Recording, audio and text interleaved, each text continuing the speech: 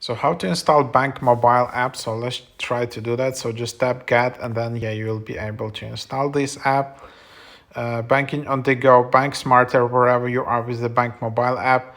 Download the app today to take charge of your financial future. Earn interest, the essentials, 55,000 fee-free all point ATM, snapshot, debit card on off switch, mobile check, capture, passport, FA. So all of these things, and then you can just see all of the features here, and then you can just open it up. You can allow camera notifications, and then you can just log in from here from the mobile.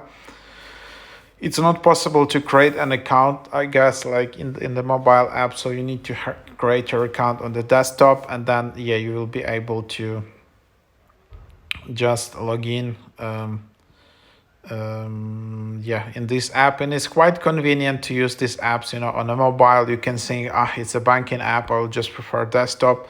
But then you just get used to it. Maybe you can do some complicated things on your desktop, but on the app you can just easily check your amount, send money, add some cash, do some things, and it's very convenient and fast.